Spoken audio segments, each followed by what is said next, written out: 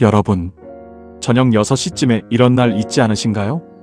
혼자 상을 차리셨어요. 국 한 그릇, 밥 한 공기, 반찬은 어제 먹던 거 그대로 꺼내놓고요. 텔레비전은 켜져 있습니다. 무슨 내용인지는 하나도 모르겠어요. 그냥 사람 목소리가 나야 밥이 넘어가니까 켜두신 겁니다. 그렇게 식사를 하시다가 문득 이런 생각이 드는 날이 있어요. 내가 오늘 하루 사람하고 몇 마디나 했지? 그래서 세어보십니다.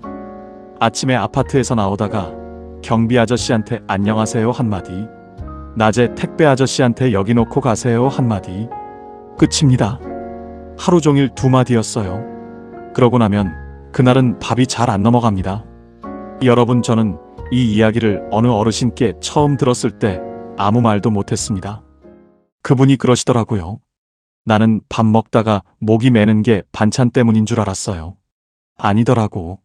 아침에 눈을 떴는데 오늘 꼭 해야 할 일이 하나도 없다는 걸 깨닫고 다시 눈을 감으신 적, 냉장고 문을 열었다가 딱히 꺼낼 것도 없이 그냥 닫으신 적, 그런 적 있으시다면 오늘 이 이야기는 여러분 이야기입니다. 젊은 시절에는 하루하루가 전쟁 같았습니다. 새벽 어스름에 나가서 캄캄해져서 들어왔고, 아이들 학비 낼 날짜를 손가락으로 세면서 살았고, 몸살이 나도 하루 쉬면 그날 벌이가 없으니까 약 한 알 삼키고 나갔습니다. 그때가 지금보다 훨씬 고단했는데 참 이상하지요. 그때는 마음이 허전하지는 않았습니다. 왜냐하면 해야 할 일이 분명했기 때문입니다. 내일 아침에 일어나야 할 이유가 있었기 때문이에요. 그런데 세월이 흐르고 해야 할 일이 하나둘 줄어들면서 오히려 마음이 더 복잡해지는 순간이 찾아옵니다. 젊을 때는 돈만 있으면 될 줄 알았고, 아프지만 않으면 걱정이 없을 줄 알았는데, 막상 나이가 들고 보니 사람 마음이라는 게 그렇게 단순하지가 않더라는 겁니다. 통장에 돈이 있어도 허전함은 남고, 다리가 성해도 외로움은 사라지지 않고, 자식들이 다들 자기 앞가림 잘하고 살아도 저녁 무렵에 그 공허함은 쉽게 채워지지 않아요.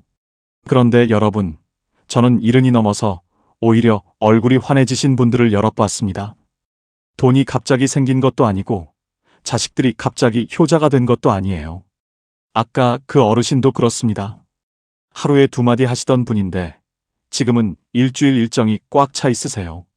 그분들한테 뭘 하셨냐고 여쭤보면 대답이 참 싱겁습니다. 별거 안 했다고 하세요. 그런데 가만히 들여다보면 딱 3가지가 공통으로 있었습니다. 그래서 오늘은 그 3가지를 말씀드리려고 합니다. 딱 3가지뿐이에요. 10가지도 아니고 20가지도 아닙니다. 운동도 하시고 공부도 하시고 사람도 만나시고 취미도 만드시고 재테크도 하시고 이렇게 줄줄이 말씀드리면 듣다가 지치시잖아요. 저도 그런 이야기는 이제 듣기가 싫습니다. 그래서 오늘은 3가지만 말씀드리겠습니다. 나머지는 안 하셔도 괜찮아요. 이 3가지만 붙잡고 계셔도 남은 시간에 얼굴이 달라집니다. 오늘 3분의 어르신 이야기를 가져왔습니다. 목포에 사시는 76 어르신, 원주에 사시는 74 어르신, 그리고 군산에 사시는 81 어르신입니다. 3분 다 몇 해 전까지는 아까 그 저녁상 앞에 앉아 계셨던 분들이에요. 특별한 분들이라서 모신 게 아닙니다. 오히려 우리하고 너무 똑같아서 모셨어요. 그리고 오늘 이야기 중간에 서랍에서 나온 종이 한 장이 하나 나옵니다. 저는 그 종이 이야기가 오래 마음에 걸렸습니다. 그게 뭔지는 조금 이따가 말씀드리겠습니다. 그럼 첫 번째부터 시작하겠습니다. 첫 번째는 사람에게 기대는 마음을 조금씩 내려놓는 일입니다. 이 말씀을 드리면 서운해하시는 분이 꼭 계세요. 사람 없이 어떻게 사느냐, 늙어서 자식도 안 보고 살라는 말이냐 하시는 겁니다. 아닙니다. 사람을 멀리하시라는 말씀이 절대 아니에요. 다만 내 행복의 열쇠를 남의 주머니에 넣어두지는 마시라는 말씀입니다. 목포에 사시는 문정의 어르신은 올해 76이십니다. 남편분을 5해 전에 보내셨어요. 아들은 부산에 있고 딸은 인천에 있습니다. 문정의 어르신은 명절이 다가오면 열흘 전부터 몸이 바빠지셨습니다. 이불을 꺼내서 볕에 널고 방마다 걸레질을 하고 창틀 먼지까지 닦으시고 시장에 나가 배추를 20포기씩 사오셨어요. 70이 넘은 분이 배추 20포기를 절이려면 그게 하루 일이 아닙니다. 허리를 몇 번을 폈다 굽혔다 하셔야 해요. 그런데도 그게 그렇게 신이 나셨답니다. 김치를 담그시는데 그냥 담그시는 게 아니에요. 아들은 젓갈 많이 들어간 걸 좋아하고 며느리는 싱거운 걸 좋아하니까 통을 따로 만드십니다. 딸내는 손주가 매운 걸 못 먹으니까 고춧가루를 덜 넣은 통을 또 따로 만드시고요. 그렇게 김치통 3개를 만들어서 베란다에 나란히 세워두시고는 하루에도 몇 번씩 나가서 뚜껑을 열어보셨습니다. 익었나 안 익었나? 그러면서 혼잣말을 하셨답니다. 이만하면 됐다.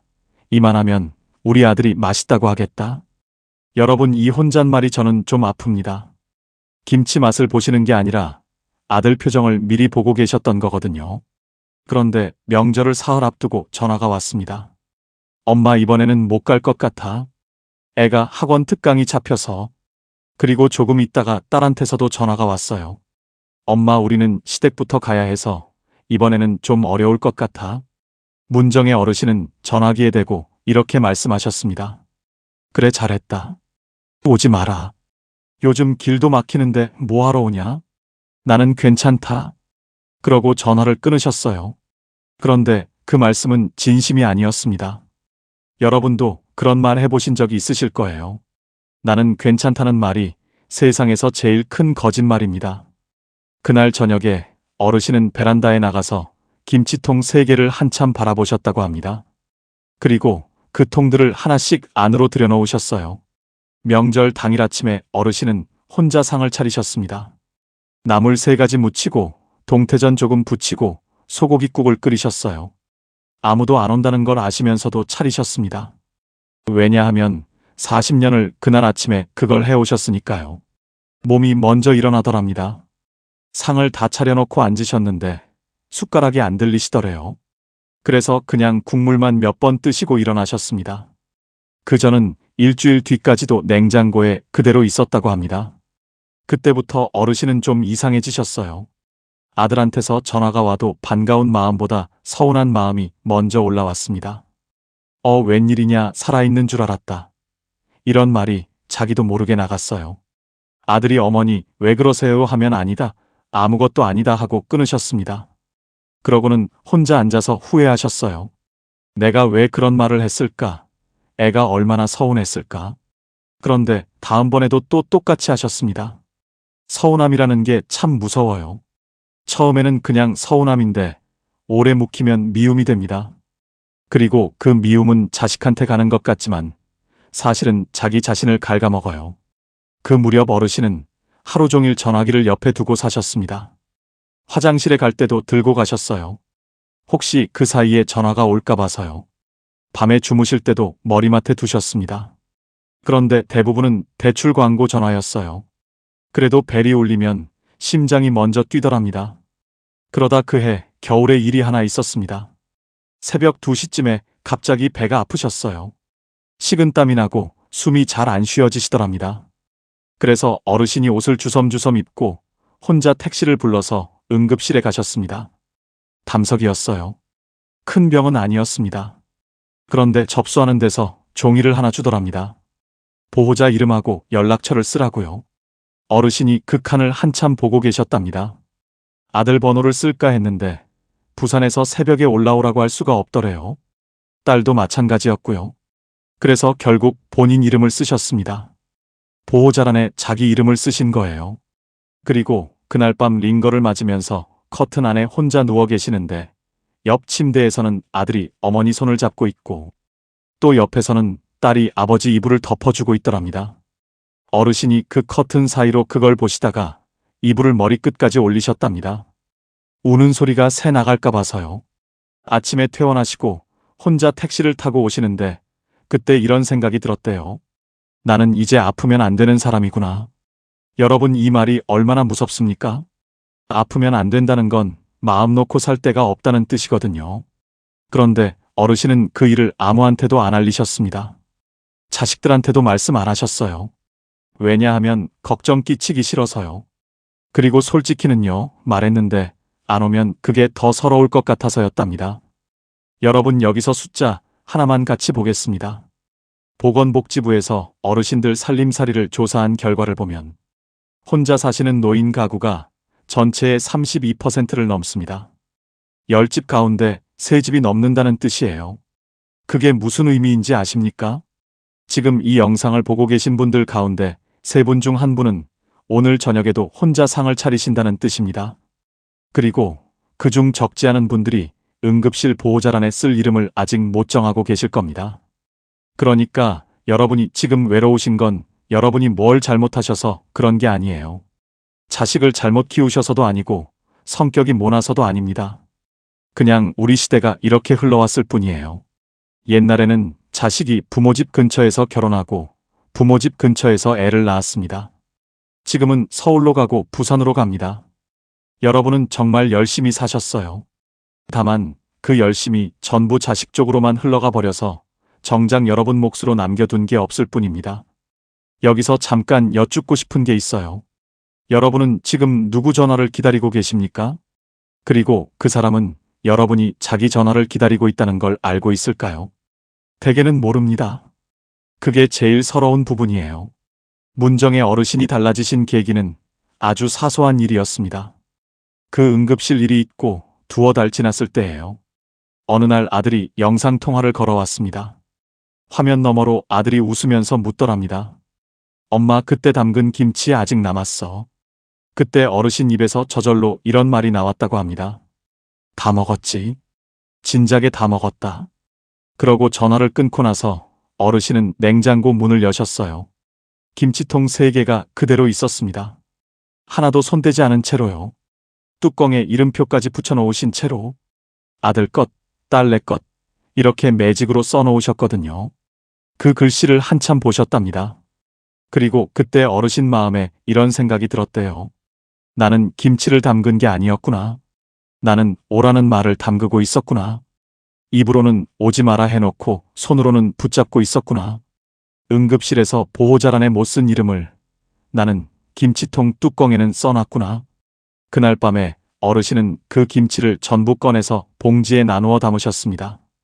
12봉지가 나왔다고 해요. 다음 날 아침에 경비실에 2봉지, 같은 층 사시는 분한테 1봉지, 앞동에 사시는 80 넘은 분한테 1봉지, 그렇게 돌리셨습니다. 앞동 어르신이 문을 열고 김치 봉지를 받으시더니 이러셨답니다. 아이고, 이걸 왜 나를 주시오? 문정의 어르신이 그냥 많이 담가서요 했더니 그분이 잠깐만 기다리라고 하시고는 안에 들어가셨어요. 그러고 나오시는데 손에 갓 부친 부추전이 들려 있었습니다. 아직 뜨거웠답니다. 그날 2분은 그 집 식탁에 앉아서 부추전을 반씩 나눠 드시면서 2시간을 이야기하셨다고 해요. 서로 남편 이야기, 자식 이야기, 무릎 아픈 이야기. 그러다 앞동 어르신이 이러시더랍니다. 나는 여기 이사 온 지 6년인데 우리 집에 사람이 앉은 게 오늘이 처음이요. 문정의 어르신은 집에 돌아오시면서 이런 생각을 하셨답니다. 내가 3년 동안 저 앞동을 매일 쳐다보면서도 저 집에 나 같은 사람이 사는 줄은 몰랐구나. 그리고 그날 저녁에 어르신이 그 집 번호를 휴대폰에 저장하셨습니다. 나중에 병원 갈 일이 또 생기면 이 사람한테는 말할 수 있겠다 싶으셨대요. 여러분 인생의 괴로움은 미움에서 오는 게 아니라 기대에서 옵니다. 상대가 나를 사랑하지 않아서 아픈 경우보다 내가 바라는 만큼 사랑해주지 않아서 아픈 경우가 훨씬 많아요. 노년의 외로움도 똑같습니다. 찾아오는 사람이 없어서 괴로운 게 아니라 찾아와야 마땅하다고 믿기 때문에 더 괴로운 겁니다. 쇼펜하우어라는 철학자는 사람이 불행해지는 것은 혼자 있는 능력이 부족하기 때문이라고 했습니다. 이 말은 사람을 만나지 말라는 뜻이 아니에요. 혼자 있어도 스스로 무너지지 않는 사람이 결국 가장 자유로운 사람이라는 뜻입니다. 생각해보시면 우리는 평생 누군가를 위해서 살았어요. 부모님을 위해 살았고, 남편이나 아내를 위해 살았고, 자식을 위해 살았습니다. 그렇게 60년, 70년을 남을 위해 달려왔는데 정작 자기 자신하고는 단 한 번도 진지하게 앉아서 이야기해 본 적이 없는 분들이 많아요. 나는 뭘 좋아하는 사람이지, 나는 뭘 할 때 웃지, 이걸 물어본 적이 없으신 겁니다. 그래서 일을 그만두고 갑자기 시간이 생기면 그 시간을 어떻게 써야 할지를 모르세요. 마음 둘 데가 없으니까 사람만 바라보게 되고 사람만 바라보니까 아주 작은 일에도 상처를 받게 됩니다. 아들이 전화를 안 받았다고 하루 종일 마음이 상하고 며느리가 인사를 짧게 했다고 밤에 잠이 안 오세요. 그런데 자기 자신하고 친해진 분들은 다릅니다. 아침에 창문 열고 바람 들이면서 커피 한 잔 마시는 그 15분이 즐거워요. 혼자 시장 한 바퀴 도는 것도 재미가 있습니다. 누가 옆에 있어야만 만족하는 게 아니라 오늘 내가 살아있다는 사실 자체가 그리 나쁘지 않게 느껴지는 거예요. 문정의 어르신은 그해 봄부터 복지관 노래교실에 나가기 시작하셨습니다. 그런데 첫날에 바로 들어가신 게 아니에요. 문 앞에서 30분을 서성이셨다고 합니다. 안에서 노랫소리가 나는데 손잡이를 잡았다가 놓으셨어요. 저 사람들은 다 서로 알 텐데, 나만 처음일 텐데, 나 같은 사람이 저기 껴도 되나, 이런 생각이 드셨던 겁니다. 그러다 그냥 돌아서서 집에 오셨어요. 첫날은 못 들어가신 거예요. 그러고 일주일이 지났습니다. 그 일주일 동안 계속 그 생각이 나시더랍니다. 그래서 다음 주에 또 가셨어요. 그날은 마침 선생님이 문을 열고 나오시다가 어르신을 보셨습니다. 어머니 들어오세요 하고 손을 잡아 끄셨어요. 그날 맨 뒷줄 구석에 앉으셔서 입만 벙긋벙긋 하셨답니다. 소리는 안 내셨어요. 창피해서요. 그런데 4주째 되던 날 앞자리에 앉으셨습니다. 그리고 6달쯤 지나서는 복지관 발표회 무대에 서셨어요. 그날 어르신이 화장을 하셨답니다. 남편 보내고 5년 만에 처음이었대요. 노래는요, 솔직히 잘 못하십니다. 음정이 자꾸 올라간다고 선생님한테 지적도 받으세요. 그런데 그게 뭐 어떻습니까? 재미있으면 됐지요. 그리고 재미있는 건 아들 전화가 안 와도 재미있습니다. 그게 핵심이에요. 요즘 어르신 일주일은 이렇습니다. 화요일은 노래 교실, 목요일은 복지관에서 하는 스마트폰 교실, 토요일 아침에는 앞동 어르신하고 유달산 아래까지 걸었다 오십니다. 처음에는 10분도 힘들었는데 이제는 40분을 걸으신다고 해요. 그리고 이제는 저녁에 혼자 상을 차리셔도 밥이 넘어가신답니다. 왜냐하면 오늘 있었던 일이 있으니까요. 오늘 노래 교실에서 누가 뭐라고 했고, 오늘 산에서 뭘 봤고, 그런 게 있으면 혼자 먹어도 그게 혼자가 아니더랍니다. 요즘도 아들한테서 전화가 오면 어르신은 이렇게 받으신다고 해요. 어나 지금 나가는 길이다. 이따 걸어라. 처음에 아들이 얼마나 놀랐겠습니까? 어머니 어디 가시는데요? 하고 되물었답니다. 그런데 그 뒤로 아들 전화가 오히려 늘었어요. 사람 마음이라는 게 참 그렇습니다. 붙잡으면 도망가고 놓아주면 돌아와요. 지난 명절에는 아들이 왔습니다. 아무도 오라고 안 했는데 왔어요. 와서 어머니 요즘 뭐 하고 지내세요? 하고 묻더랍니다. 그동안은 한 번도 안 묻던 걸 물었습니다. 왜냐하면 그동안은 어머니가 뭘 하고 지내시는지 뻔했으니까요. 자기를 기다리고 계셨으니까요. 기다리는 사람한테는 아무도 안부를 안 묻습니다. 뭐 하고 지내는지 아니까요. 가을이 되면 나무는 잎을 붙잡지 않습니다. 봄에 그렇게 애지중지 키운 잎들도 때가 되면 그냥 놓아줘요. 그래야 겨울을 견디고 다시 봄을 맞이할 수 있으니까요. 사람도 똑같습니다. 떠나는 인연을 억지로 붙들지 않고 변하는 세월을 원망하지 않는 분들의 얼굴에는 이상하게도 평온함이 앉아 있어요. 그러니 여러분 자식이 안 온다고 마음 상하지 않으셔도 괜찮습니다. 오면 반가워하시고 안 오면 그런가 보다 하시면 돼요. 곁에 있으면 고맙고 떠나면 이해하시면 됩니다. 그렇게 사시는 분은 나이가 들어도 무너지지 않아요. 왜냐하면 행복의 열쇠를 남의 손에 맡기지 않으셨기 때문입니다. 이제 두 번째로 넘어가겠습니다. 두 번째는 오늘을 쓰는 일입니다. 돈도 몸도 시간도 오늘 쓰시라는 말씀이에요. 원주에 사시는 하영식 어르신은 올해 74이십니다. 이분은 평생 아끼면서 사셨어요. 아끼는 게 몸에 배어서 커피 한 잔을 사드시는 법이 없었습니다. 밖에 나가면 물도 안 사드시고 집에서 보온병에 담아 다니셨어요. 겨울에 보일러 온도를 올리자고 하면 이불 하나 더 덮으면 되지 하셨습니다. 아내분이 여보, 오늘 점심은 밖에서 먹읍시다 하면 밖에 나가면 다 돈이야 하시면서 집으로 들어오셨어요. 그렇게 사시니까 통장에는 돈이 쌓였습니다. 그 통장을 볼 때가 제일 마음이 놓이셨다고 해요. 여러분 이거 나쁜 분이라서 그러신 게 아닙니다. 젊을 때 워낙 고생을 하셨거든요. 돈 없어서 서러웠던 기억이 몸에 박혀 있으면 그게 평생 안 빠져요. 그리고 그 서러움의 한복판에 형님이 계셨습니다. 하영식 어르신 형님은 하영일 어르신이십니다. 5살 위셨어요. 아버지가 하영식 어르신 14살 때 돌아가셨습니다. 그때부터 형님이 아버지 노릇을 하셨어요.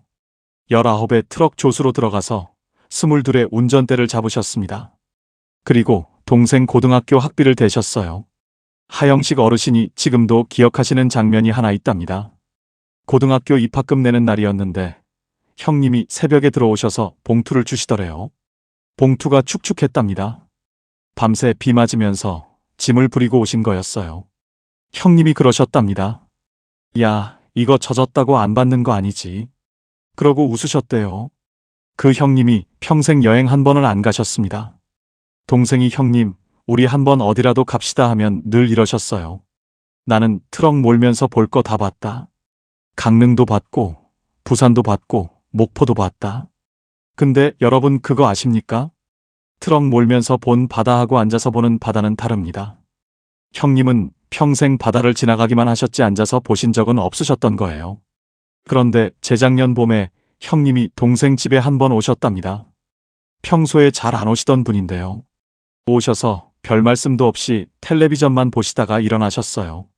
현관에서 신발을 신으시면서 뭐라고 하려다가 그냥 웃으시더랍니다. 야, 됐다.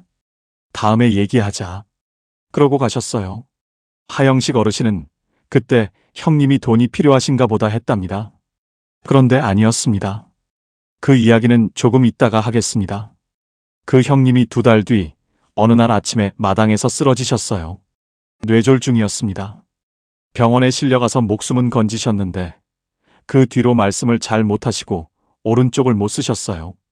요양병원에 계신 동안 하영식 어르신이 이틀에 한 번씩 가셨습니다. 가서 형님 손발을 주무르고 면도를 해드리고 창밖 이야기를 해드렸어요. 형님, 오늘 밖에 눈 와요. 형님, 벚꽃 폈어요. 형님, 오늘은 바람이 좀 부네요. 형님은 대답을 못하시고 눈만 껌뻑이셨습니다. 그러다 어느 날 형님이 왼손으로 동생 손목을 붙잡으시더니 뭐라고 하시는 거예요. 발음이 안 되니까 알아들을 수가 없었습니다. 하영식 어르신이 형님 뭐라고요? 다시요? 하고 몇 번을 되물으셨어요. 형님이 답답해하시면서 같은 말을 계속 반복하셨습니다. 그날은 그렇게 끝났어요. 그런데 그 다음에 갔을 때도 형님이 또 그러셨습니다. 손목을 붙잡고 같은 소리를 내셨어요. 그래서 어르신이 종이하고 볼펜을 가져다 드렸습니다. 형님 여기다 써봐요. 그런데 형님은 오른손을 못 쓰셨어요. 왼손으로 볼펜을 쥐셨는데 글자가 안 됐습니다. 종이에 선만 쭉쭉 그어졌어요. 그 다음 주에는 어르신이 스케치북을 사가셨습니다. 글씨가 안 되면 그림이라도 그려보시라고요. 형님이 뭔가 네모난 걸 그리셨는데 그게 뭔지를 모르겠더랍니다. 상자 같기도 하고 종이 같기도 하고요. 그 다음 주에는 간호사한테 부탁도 해보셨어요. 이런 환자분들 말씀 알아듣는 요령이 있냐고요. 간호사가 예 아니오로 답할 수 있게 물어보시라고 하더랍니다. 그래서 어르신이 물어보셨어요. 형님 돈 필요해요. 형님이 눈을 감으셨습니다. 아니라는 뜻이었어요. 형님 어디 아파요? 또 눈을 감으셨습니다. 형님 조카들 때문에 그래요. 또 아니라고 하셨어요. 그러다 어르신이 더 물어볼 게 없어지셨습니다. 그날 형님이 눈물을 뚝뚝 흘리셨어요.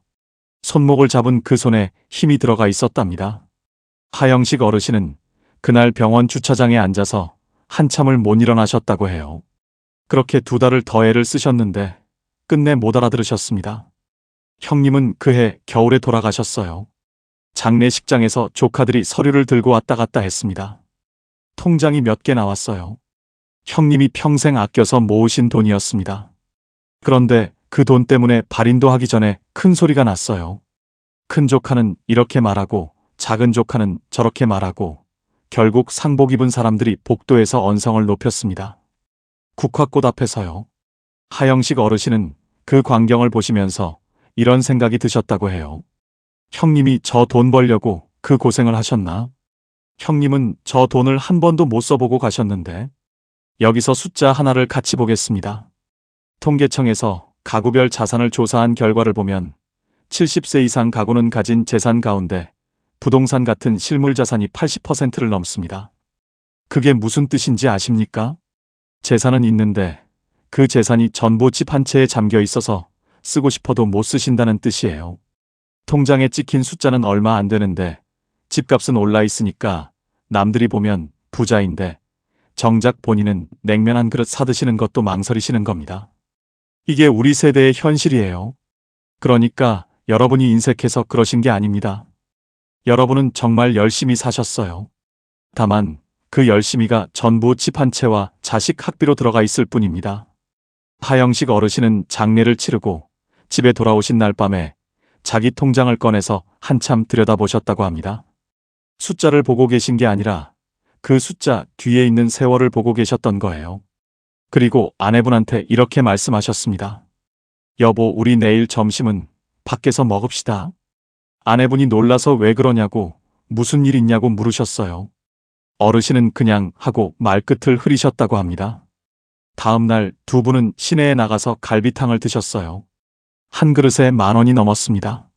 예전 같으면 비싸다고 화를 내셨을 텐데 그날은 아무 말씀도 안 하셨어요. 국물을 다 드시고 나서 어르신이 이렇게 말씀하셨답니다. 여보, 이거 맛있네. 아내분이 그 말을 듣고 갑자기 눈물이 나셨대요. 국그릇에 눈물이 떨어졌답니다. 40년 넘게 같이 살면서 남편 입에서 맛있다는 말을 들은 게 손에 꼽을 정도였기 때문이에요. 그동안은 늘 먹었으면 됐지. 이 한마디였거든요. 아내분이 물으셨습니다. 당신 오늘 왜 그래요? 어르신이 이러셨어요. 형님이 나한테 하려던 말이 뭐였을까 계속 생각해 봤는데 아무래도 나 좀 데리고 나가 달라는 말 같아. 내가 그 말을 못 알아들었어. 여러분, 그런데 그게 아니었습니다. 형님이 하려던 말은 그게 아니었어요. 49제를 지내고 얼마 안 됐을 때 요양병원에서 연락이 왔습니다. 형님 짐이 아직 남아있으니 찾아가시라고요. 조카들은 다들 바쁘다고 해서 하영식 어르신이 가셨어요. 짐이라고 해봐야 별거 없었습니다. 옷 몇 벌, 수건, 슬리퍼, 안경. 그리고 침대 옆 서랍 안쪽에 종이가 한 장 접혀 있었어요. 여행사 신청서였습니다. 강릉 1박 2일. 출발 날짜가 인쇄되어 있고 거기 볼펜으로 동그라미가 쳐져 있었어요. 그 날짜가 형님 쓰러지신 날 다음 주였습니다. 그리고 인원 칸에 2명이라고 적혀 있고 이름 쓰는 칸에 2사람 이름이 있었어요. 하영일, 그리고 하영식. 형님 이름 밑에 동생 이름이 적혀 있었습니다. 하영식 어르신이 그 자리에 그냥 주저앉으셨답니다. 병원 복도에서요. 간호사가 놀라서 뛰어왔대요. 여러분, 형님이 재작년 봄에 동생 집에 오셨던 그날 있지 않습니까? 현관에서 신발 신으시면서 뭐라고 하려다가 야 됐다 다음에 얘기하자 하고 가셨던 그날이요. 그날 하려던 말이 그거였습니다. 야, 우리 강릉 한번 가자. 형님은 그 말을 하려고 오셨던 거예요. 그런데 못하고 가셨습니다. 평생 남한테 뭘 해달라고 해본 적이 없는 분이었으니까요. 19부터 주기만 하고 산 사람은 부탁하는 법을 안 배웁니다. 아마 신청서까지 받아놓고도 동생한테 어떻게 말을 꺼낼지 몰라서 몇 줄을 들고 계셨을 거예요. 그리고 병실에서 손목을 붙잡고 하시려던 말도 그거였습니다. 나 좀 데리고 나가 달라는 말이 아니었어요. 야, 내 서랍에 그거 있다. 내가 너 데려가려고 했다. 이 말이었습니다. 스케치북에 그리셨던 그 네모난 것도 그거였어요. 종이였던 겁니다. 하영식 어르신이 이러시더랍니다. 나는 형님이 나한테 뭘 부탁하려는 줄 알았어요. 근데 아니야. 형님은 마지막까지 나한테 뭘 주려고 한 거였어. 신청서에 적힌 그 글씨가 형님 글씨였습니다. 트럭 운전 40년 하신 손으로 쓴 글씨요. 어르신이 그 종이를 지갑에 넣으셨습니다. 지금도 넣고 다니세요. 여러분, 저는 이 대목이 오래 마음에 걸렸습니다. 왜냐하면 형님 통장을 두고는 자식들이 복도에서 싸웠는데 정작 형님이 마지막까지 서랍에 넣고 계셨던 건 그 종이 한 장이었거든요. 형님이 진짜로 원했던 게 뭐였는지가 거기 다 있었습니다. 돈이 아니었어요. 동생하고 바다 한번 보는 거였습니다. 그런데 그걸 미루셨어요. 딱 한 주를 못 기다리고 쓰러지셨습니다. 그해 가을에 하영식 어르신은 아내분하고 기차를 타고 강릉에 가셨어요. 형님이 동그라미 쳐놓으신 그 코스는 아니었습니다. 그냥 기차 타고 가서 바다가 보이는데 앉으셨어요. 어르신이 방파제 끝에 앉아서 지갑에서 그 종이를 꺼내셨답니다. 그리고 접힌 걸 펴서 무릎 위에 올려놓으셨어요. 2시간을 그러고 계셨답니다. 아내분이 그만 가자고 하실 때까지요. 돌아오는 기차 안에서 어르신이 창밖을 보면서 이러셨대요. 형님, 나왔소? 좀 늦게 와서 미안하오. 그리고 이렇게 덧붙이셨습니다. 형님 말이 맞더라고. 트럭에서 본 거하고 앉아서 보는 거하고는 다르대. 나는 형님 덕분에 앉아서 봤네. 여러분, 우리가 미루는 것들이 대개 그렇습니다. 큰 게 아니에요. 강릉 1박 2일입니다. 갈비탕 한 그릇이고요. 전화 한 통입니다. 그런데 그 작은 걸 다음으로 미루다가 그 다음이 안 오는 거예요. 형님한테는 그 다음이 딱 일주일 뒤였는데 그게 안 왔습니다. 그리고 어르신이 바꾸신 게 하나 더 있어요. 예전에는 건강검진 결과지를 받아오시면 그 종이를 몇 날 며칠 들여다보셨습니다. 수치 하나가 정상 범위에서 살짝 벗어났다고 밤에 잠을 못 주무셨어요. 인터넷에 그 숫자를 쳐보시고 더 무서워지셨고요. 그러다 보니 드시는 약이 자꾸 늘었습니다. 아침 저녁으로 한 움큼씩 드셨어요. 그런데 어느 순간부터 머리가 멍하고 다리에 힘이 없고 오후만 되면 눕고 싶으셨습니다. 예전 같으면 그냥 나이 탓이려니 하고 참으셨을 거예요. 그런데 그때는 참지 않으셨습니다. 주치의 선생님한테 솔직하게 말씀드리셨어요. 선생님, 저 요즘 기운이 하나도 없습니다. 약 먹고 나서부터 그런 것 같습니다. 선생님이 처방을 하나하나 다시 살펴보시더니 몇 가지를 조정해 주셨습니다. 여기서 제가 꼭 드리고 싶은 말씀이 있어요. 약을 혼자 판단해서 끊으시면 절대 안 됩니다. 그건 정말 위험해요. 제가 드리는 말씀은 몸이 예전 같지 않으시면 그걸 혼자 참지 마시고 선생님한테 그대로 말씀하셔도 괜찮다는 뜻입니다. 어르신 몸은 어르신이 제일 잘 아세요. 그 말씀을 하시는 게 선생님을 못 믿는 게 아닙니다. 그리고 이 나이가 되면 수치를 정상으로 맞추는 것보다 오늘 하루를 기운 있게 보내시는 게 더 중요할 때가 있어요.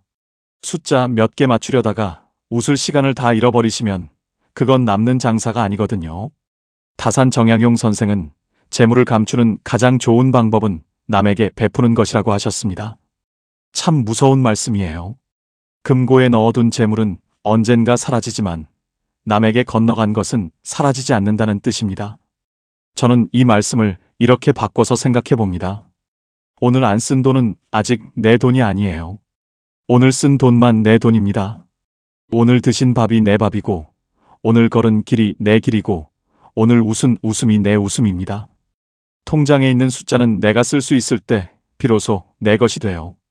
그리고 사람은 쓸 수 있는 시기가 생각보다 짧습니다.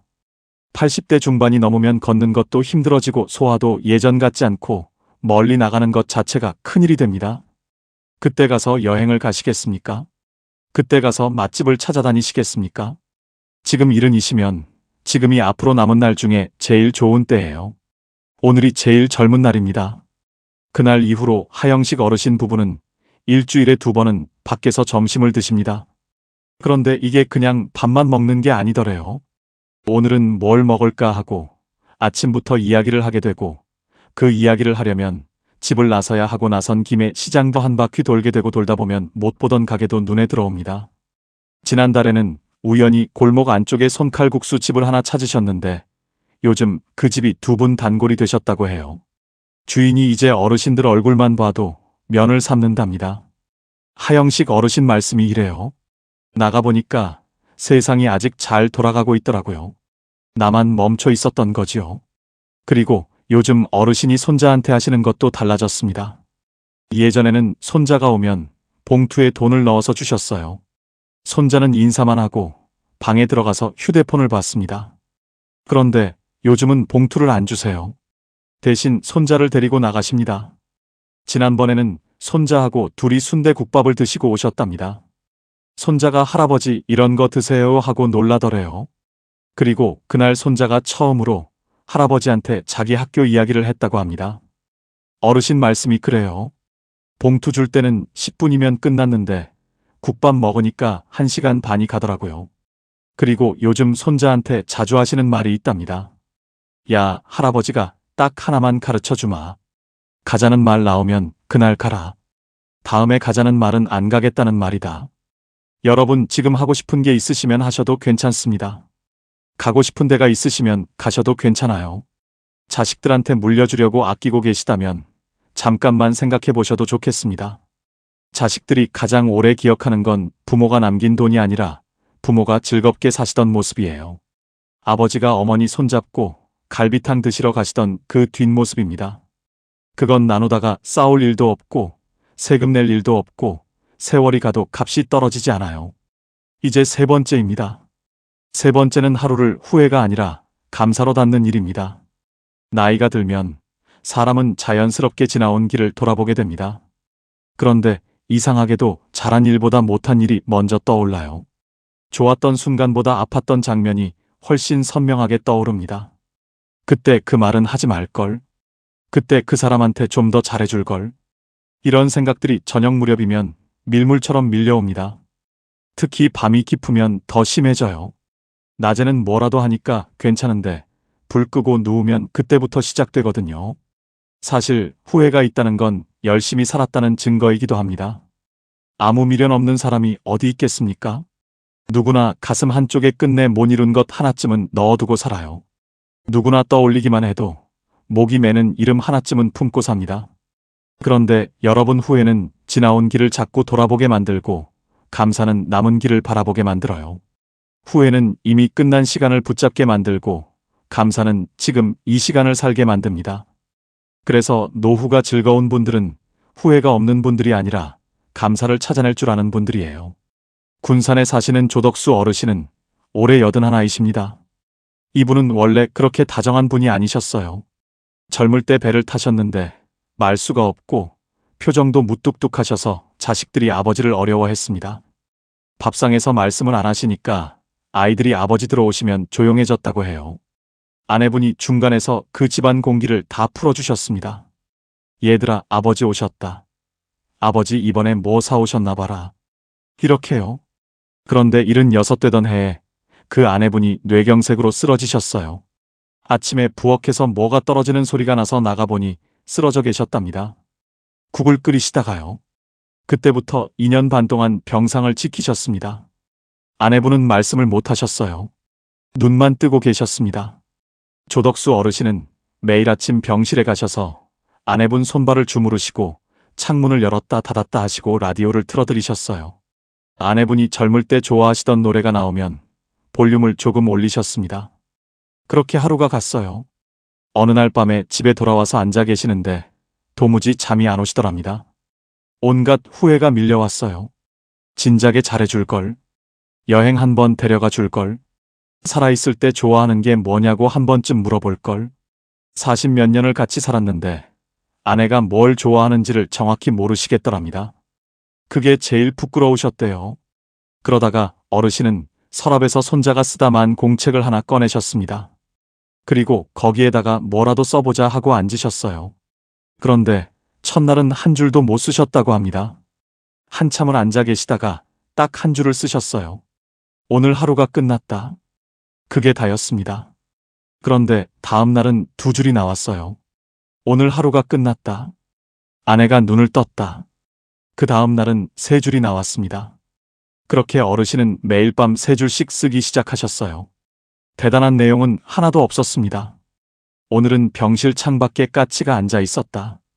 오늘은 간병인 아주머니가 국을 나눠주셨다. 오늘은 아내가 내 손을 잡는 것 같았다. 오늘은 무릎이 덜 아팠다. 오늘은 버스가 바로 왔다. 이런 것들이에요.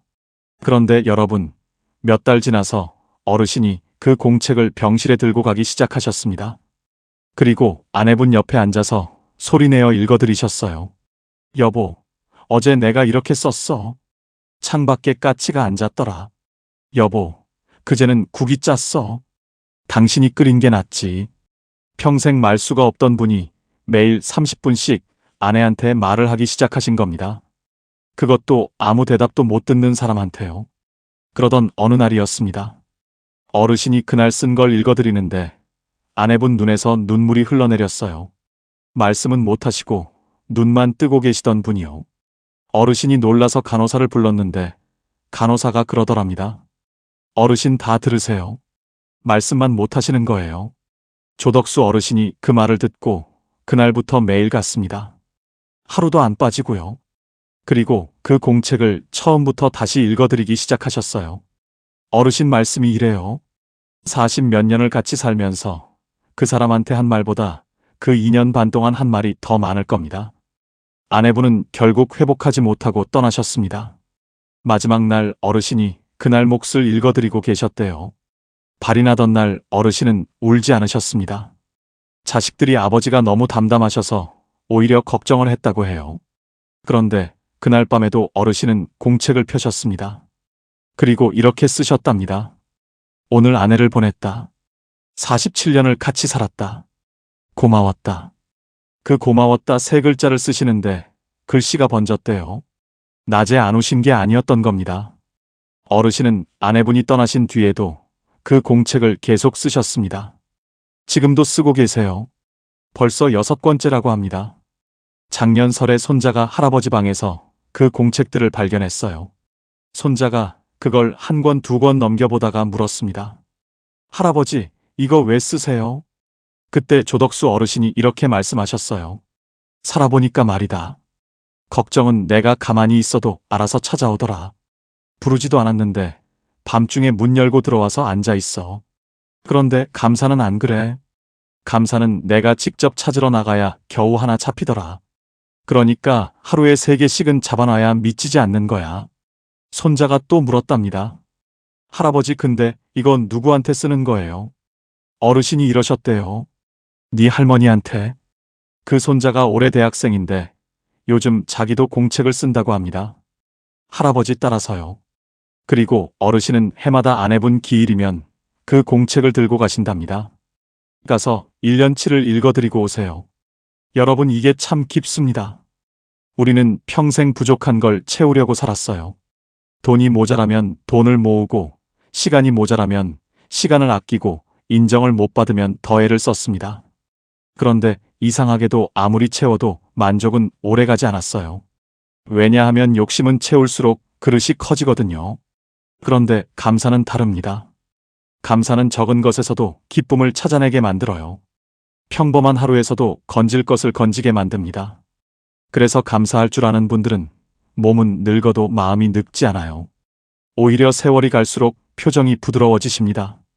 그리고 하나 더 말씀드리고 싶은 게 있어요. 조덕수 어르신은 그 공책을 감사하려고 쓰기 시작하셨습니다. 그런데 그게 아내분한테는 마지막 2년 반의 대화가 됐고 손자한테는 물려받은 습관이 됐어요. 혼자 하는 일인 줄 알았는데 건너가 있었던 겁니다. 감사라는 게 그렇습니다. 내 마음 편하자고 하는 일 같은데 그게 옆에 있는 사람한테 조용히 흘러가요. 나이가 들수록 잃어버린 것만 자꾸 눈에 들어옵니다. 젊음도 갔고 기운도 줄었고 친구들도 하나둘 떠났어요. 부고 문자가 청첩장보다 많이 오는 나이가 됐습니다. 그런데 가만히 들여다보시면 아직 남아있는 것도 참 많아요. 오늘 아침에 눈을 뜨셨다는 것, 아직 누군가를 그리워할 수 있다는 것, 따뜻한 국물의 맛을 아직 느끼신다는 것, 계절이 바뀌는 걸 아직 보실 수 있다는 것. 이 모든 게 사실은 대단한 일입니다.